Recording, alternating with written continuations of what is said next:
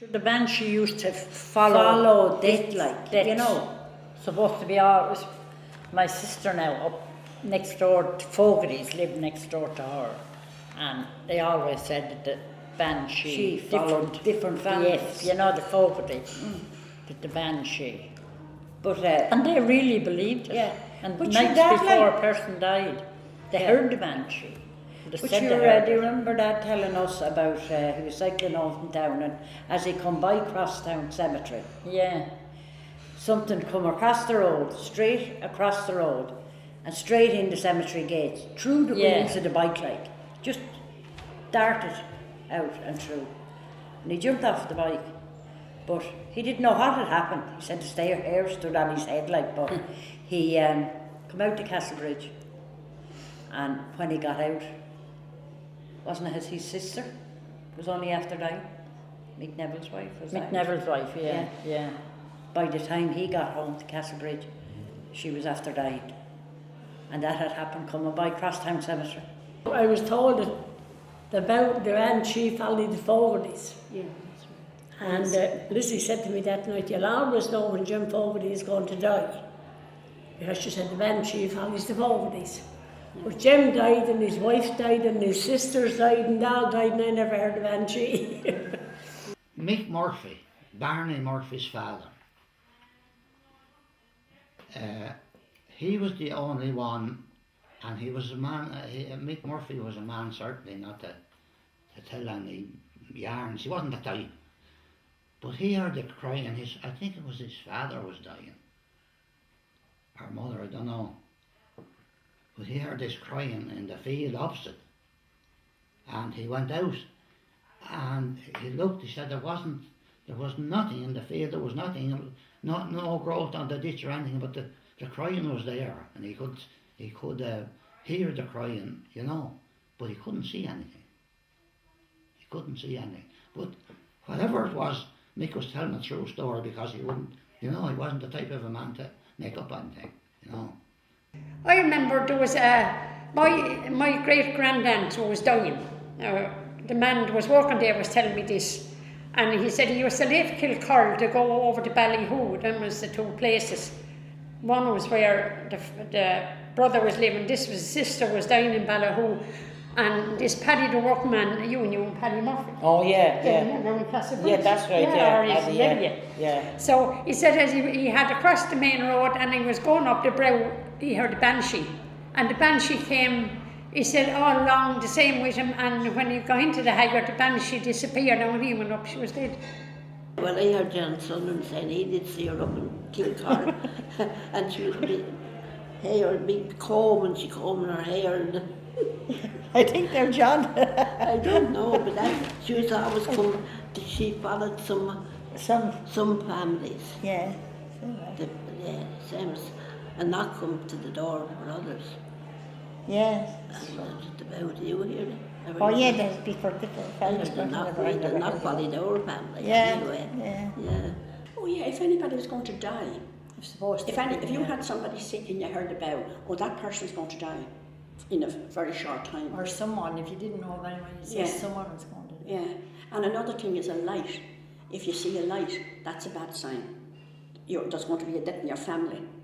Did you ever hear anything like that in your life? And I know a fella did see lights, and every time he saw the light, there was a death in the family. This did you say? There was coincidence with them, I suppose. My forefathers' families, the bow was supposed to have followed them. And their version of what the bow was a little small woman combing her hair. Tiny, tiny woman. And she'd give three, screeches, and then stop for so long, and then there'd be three screeches again and go on that way. But as a young one, about 16 or 17, I heard her myself going when there was an old man around that died down in Morntown. There was a brick fell down, with big open chimneys that time, and he was sitting in under the fire in under the chimney, and the brick came down, hit him and killed him. That was about 8 o'clock one lovely moonshiny night. I can remember it as if it were only yesterday. Wow. And I remember my father calling me out to listen to the bow going up the road, up the Duncandle line. and went straight down the Murntown Road. And we heard in half an hour after that man was dead. Well, that's what my father used to say. Like, you know, if you found a comb and it belonged to the Banshee, You weren't allowed to pick it you up. weren't allowed to, if you saw a comb, to leave it there. Yeah, I You heard know. that too. Don't ever pick up, we were warned never to pick up the comb. Because I lived down, I mean, mother maintained she'd seen the bow crossing, rising in the sky and going over the graveyard, but and we were afraid, we were in. Yeah. But she said never pick up a comb off the road, it could be belonging to the bow. They believed in the bow. Well, if you saw the bow, or heard the bow, and you saw this comb on the ground, usually you throw the comb on the ground, and if you pick that up, you'll either lose your arm or your arm will become stiff and you won't be able to move it. And there was supposed to be a child picked it up one time, and she lost both her arms, and she only lived a few weeks or something. The only thing I ever heard about the comb was never take up a comb, because it could have been the bow that lost the comb following some family.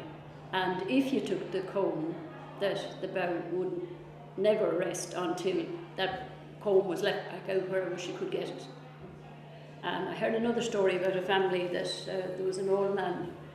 He was very nearing death, like he had been in agony for a couple of days. And around 11:15 on one night, he sort of got great strength, sat up in the bed, and he said, "Oh, she's coming for me now." And she knocked. There was a knock on the window, and then there was 2 screeches, and he lay down and died. That was another family not far from where I lived. I know my mother was supposed to see the bow some years ago when she was going nursing.